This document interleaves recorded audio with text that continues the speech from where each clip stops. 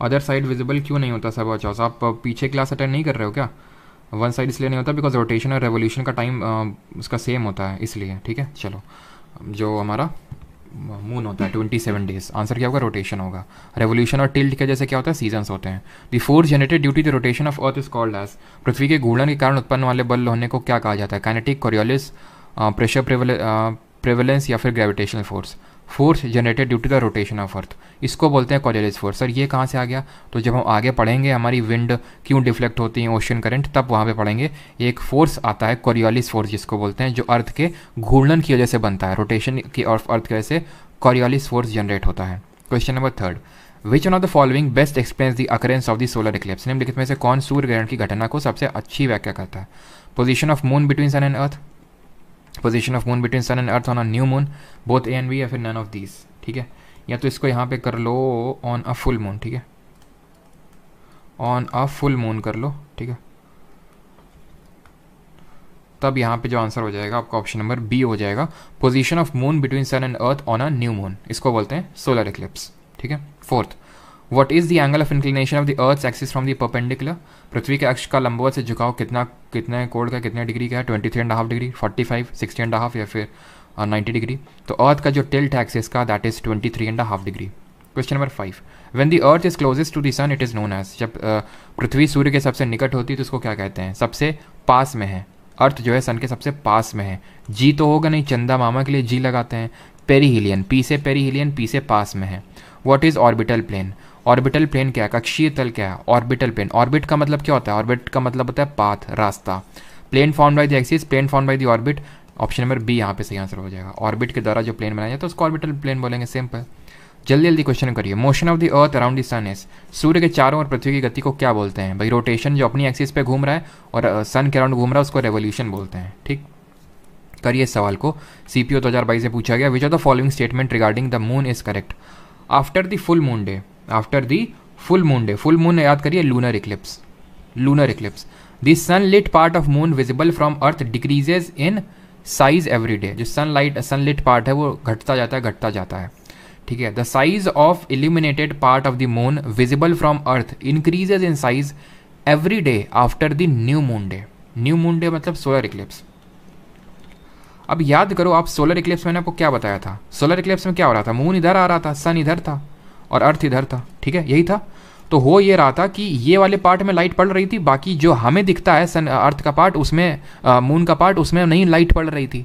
Light नहीं पड़ रही थी तो बिल्कुल दिख ही नहीं रहा था। कहाँ गया भाई, कहाँ गया चंद्रमा? दिख ही नहीं रहा हमें तो। अमावस्या की रात हो गई है तो चंद्रकांता जी आ जाएंगे अभी तो, ठीक है। लेकिन जब धीरे धीरे ये चीज़ हटना चालू होगी, यहाँ से थोड़ा ऊपर नीचे होना चालू होगा। और एक चीज़ ध्यान रखना, सोलर इक्लिप्स में जो टाइम लगता है, मतलब जो टाइम तक रहता है सोलर इक्लिप्स, वो बहुत ही कम होता है as compare to lunar eclipse, वो कम होता है as compare to lunar eclipse. तो ऑब्वियस सी बात है, जब आपका न्यू मून का मतलब क्या हो गया? सोलर इक्लिप्स, ठीक है। तो the size of illuminated part of moon visible from earth increases in size every day after new moon. तो न्यू मून के बाद में धीरे धीरे साइज बढ़ने लगता है चंद्रमा का और हमें चंद्रमा दिखने लगता है। ये बात बिल्कुल सही है। और इसके केस में वो घटने लगता है, तो ये भी बात बिल्कुल सही है। ऑप्शन नंबर ए यहाँ सही आंसर होगा, both 1 and 2। After a full moon day, full moon day आप तुरंत रिकॉल करो, फुल मून का मतलब क्या हो गया? Lunar eclipse, lunar. Every night the size of bright part of the moon appears to become thinner and thinner. 15वें दिन विजिबल ही नहीं है मून, ठीक है। मतलब कि ये बोल रहा है कि लूनर इक्लिप्स के बाद क्या हो रहा है कि जो ब्राइट पार्ट है मून का वो थिन और थिन हो रहा है, नहीं और कम और कम और कम, और 15वें दिन दिखता ही नहीं, मून दिख ही नहीं रहा है। मतलब अमावस्या की रात, अमावस्या मतलब न्यू मून डे खत्म, ठीक है। अमावस्या, न्यू मून, विजिबल तभी तो नहीं होता है। 10th, what does spring equinox occur when does, not what does, when does, कब होता है, ना कि क्या कब होता है, ठीक है। कब होता है स्प्रिंग इक्विनॉक्स? तो दो तरह के इक्विनॉक्स पढ़े थे, विषुव पढ़े थे। एक तो स्प्रिंग जिसको वर्नल इक्विनॉक्स ही बोलते हैं, और दूसरा ऑटमनल। तो वर्नल और स्प्रिंग कब होता है? ये होता है 21 मार्च को, और 23 सितंबर को होता है ऑटमनल इक्विनॉक्स, ठीक है। आगे बढ़ते हैं। 11th, how many hours is 1 solar day? एक सौर दिवस कितने घंटे का होता है? तो 1 सोलर डे आपका 24 घंटे का ही होता है, ठीक है। ये हम लोग क्वेश्चन कर चुके हैं। Planetary scientist call the thin gaseous envelope around the moon as the CGL 2020 में, ये हम लोग कर चुके हैं कि thin gaseous envelope around the moon, तो मून को बोलते हैं ल्यूनर, और स्ट्रेटोस्फीयर तो लेयर है सब, है ना। ऑप्शन होगा option number A, lunar exosphere. पहले ही कर चुके हैं इसको सोलर सिस्टम वाले चैप्टर में, ठीक है। क्लियर है यहाँ तक सभी को? चलो अगला क्वेश्चन देखते हैं। The approximate period between two consecutive new moons is dash days. लगातार 2 नए चंद्रमों के बीच में अनुमति कितनी अवधि होती है? 15.5, 28.5, 29.5 या फिर 15। इस ये होता है आपका 29.5, ठीक है। और इसी को बोलते हैं एक ल्यूनार डे, ठीक है। ल्यूनार डे, सोलर डे तो 24 घंटे 24 का मतलब होता है, और ये ल्यूनार मंथ बोलते हैं इसको, ल्यूनार मंथ 29.5 डेज का होता है ये, ठीक है। क्लियर है यहाँ पे? ऑप्शन नंबर डी सही आंसर होगा, सॉरी सी ऑप्शन सही आंसर होगा। सर ये करवा दीजिए। हाँ, कल चालू करेंगे जो अर्थ का इंटीरियर है और प्लेट टेक्टोनिक्स कल देखेंगे, ठीक है। और सारे कॉन्सेप्ट जो चीज़ें आपस में लिंक्ड हैं, जैसे आज वाला जो है कल से लिंक नहीं है, मतलब जो चीज़ें हम लोगों ने रोटेशन रेवोल्यूशन इन सब में पढ़ी, एक्सिस और टिल्ट, वो सब आपस में लिंक थी। अब कल आपका एक तरह से अलग चीज़ चालू हो रही है जहाँ पे अर्थ के इंटीरियर के बारे में पढ़ेंगे, और वो भी काफ़ी इंपॉर्टेंट है, उससे काफ़ी क्वेश्चंस आते हैं, क्रस्ट, मैंटल, कोर, इन सब से। 21 मार्च और 23 सितंबर को whole earth experiences equal day and night. This is because 21 March और 23 सितंबर को पूरी पृथ्वी पर समान दिन और रात होती है। क्यों होती है? बिकॉज इक्वेटर पे ओवर रेस पड़ रही है, वर्टिकल रेस पड़ रही है सन की, direct rays fall on the equator and at this position none of the poles is tilted toward the equator. कोई भी पोल जो है सन की तरफ टिल्टेड नहीं है, इक्वेटर पे ही डायरेक्ट रेस पड़ रही हैं। The change in seasons on the earth occurs because, तो जो हमारे सीजन्स का चेंज होता है, मौसमों का चेंज होता है, वो क्यों होता है बताइए। जीएस की वीडियोस हाइड क्यों कर दी हैं फन विद एजुकेशन? ये बैच की वीडियोस हैं, और परमार एकेडमी ऐप पे इनकी रिकॉर्डिंग, नोट्स और क्विजेज मिलेंगी आपको, ठीक है, परमार जी के बैच के अंदर। ओ सियाल, सीमा, नीफे कल आएंगे सभी है। चेंज इन सीजन होता है रेवोल्यूशन और टिल्ट की वजह से। कहाँ है आपका revolution tilt? Axis of rotation of earth is axis of rotation of the tilted with respect to the plane, the distance difference between the earth and sun is rotation of the earth is parallel. यहाँ पे revolution होगा यार, ठीक है। The axis of rotation of the earth, okay, the axis of earth is rotated, ठीक है। Option number B यहाँ पे सही आंसर होगा। मतलब 2 चीज़ें होती हैं, axis of rotation of earth tilted है, ठीक है, towards the plane of orbit, और रेवोल्यूशन, दोनों फैक्टर आपके आ जाएंगे, ठीक है। एक्सिस टिल्टेड और रेवोल्यूशन दोनों। डायरेक्शन दिया हुआ यहाँ पे, answer the following question by the selecting the correct seasons occur due to which of the following. तो अभी यार देखा हम लोगों ने सीजन्स क्यों अकर करते हैं, रेवोल्यूशन और इंक्लिनेशन, खत्म। 17 if equatorial plane of is not incline towards orbit then. अगर इक्वेटोरियल प्लेन, अभी लैटिट्यूड लॉन्गिट्यूड पे भी कुछ क्वेश्चन है तो उनको भी कर लेंगे, ठीक है। Sir why don't you go to KBC? ऐसा वही घर वाले भी बोलते हैं, लेकिन KBC कब आता है पता ही नहीं चलता है, कब आता है इसका मतलब जो सेलेक्ट इलेक्ट वाला होता है। अभी तो आई थिंक शायद ये सर्दियों के टाइम पे तो चालू होता है खेल कुछ, है ना। बाकी वो कब होता है, मतलब जब अप्लाई करना होता है किसी के लिए, इसके KBC के लिए। तो if the equatorial not incline towards then, अगर मान लो कि इंक्लाइन ना होती तो क्या होता, अगर ये ना होता तो सीजन्स में चेंज ही ना होता। अभी मैंने बताया था ना, अगर हमारी अर्थ टिल्टेड ही ना होती तो सीजन्स चेंज ही ना होते आपके, ठीक। चलो 18th, which of the following statement नाश्ता PDF Hindi English separate please. मतलब सब में दिक्कत है ना, अलग अलग दे दें तो एक क्यों नहीं दे रहे हो, एक दे दिया साथ में तो अलग अलग क्यों नहीं दे रहे हो, दिक्कत क्या है, मतलब उसमें सेम में क्या दिक्कत है, काट रही है क्या? और अगर प्रिंट आउट निकलवाने जा रहे हो तो उससे बोल दो कि यहीं तक का निकलाओ है, निकालो। विच of the following statement is in the context of northern hemisphere is correct. वर्नल equinox 21 मार्च को होता है, सही है। समर सॉलिस्टिस 22 दिसंबर को नहीं, 22 दिसंबर को विंटर सॉलिस्टिस होता है। ऑटमनल इक्विनॉक्स 23 सितंबर को, सही है। विंटर सॉलिस्टिस 22 दिसंबर को होता है, गलत है। तो option number first and third यहाँ पे सही आंसर हो जाएगा, खत्म। अब बाकी क्वेश्चन है आप करेंगे, ठीक है। 3 क्वेश्चन है। अब आते हैं लॉन्गिट्यूड और लैटिट्यूड पे। पहला question, which of the following parallels of latitude represent the Tropic of Capricorn? MTS 2021 में सवाल पूछा गया है। सर हमारे यहाँ पे दादागिरी होता है, आप आ सकते हैं क्या? मतलब थोड़ा क्लास लंबा हो गया तो दिमागी हालत खराब हो गई क्या कुछ लोगों की, हैं? क्या आंसर होगा इसका? तो ट्रॉपिक ऑफ कैप्रिकॉर्न पूछ रहा है ना, तो 23.5 डिग्री सदर्न हेमिस्फीयर। कहाँ गया? Option number C. ये क्या है? ट्रॉपिक ऑफ कैंसर, कर्क रेखा है। ये क्या है?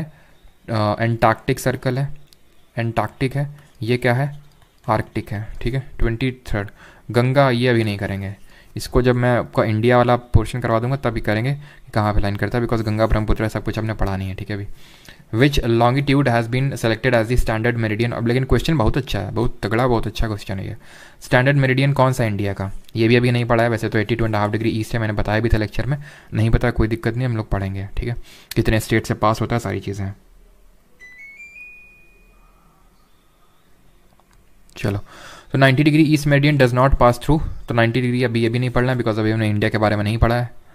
India is located to the north of. India किसके नॉर्थ में लोकेटेड है, बताइए जरा। भारत किसके उत्तर में स्थित है।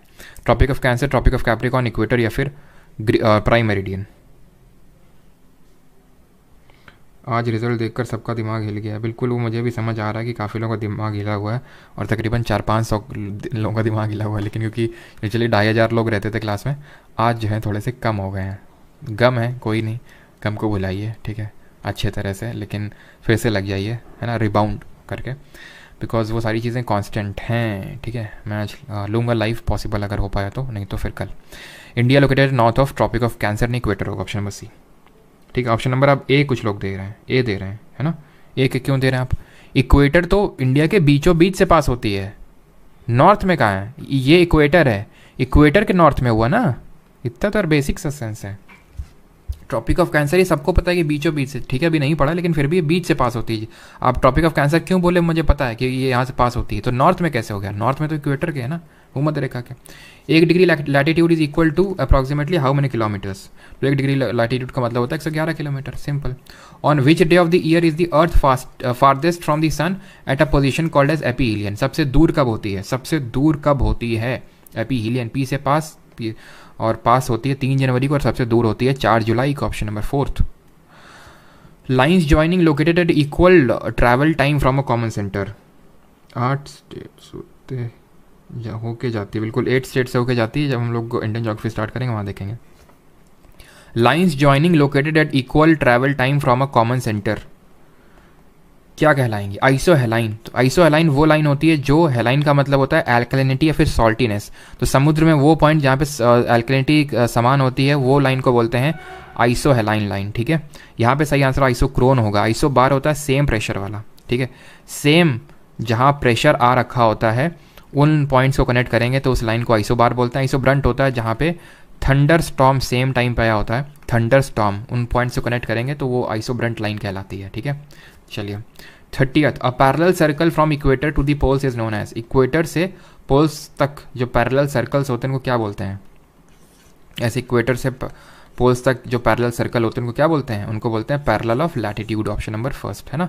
ऐसे ये है, ये इक्वेटर, ठीक है, इक्वेटर से ऐसे पोल्स तक पैरेलल्स को पैरेलल ऑफ लैटिट्यूड बोलते हैं। 31, लास्ट क्वेश्चन इसके बाद आई थिंक, या फिर यही लास्ट है, आई थिंक एक लास्ट और है। When does the entire earth experience equal day और नाइट। पूरी पृथ्वी पर दिन और रात बराबर कब होते हैं, तो आपको पता है ये होते हैं इक्विनॉक्स पे। इक्विनॉक्स होते हैं आपके 21 मार्च और 23 सितंबर को। Name the state capital located, ये भी नहीं करना है बिकॉज हमने नहीं पढ़ा। ये सारे क्वेश्चन याद दिलाइएगा, हम लोग तब करेंगे, ठीक है।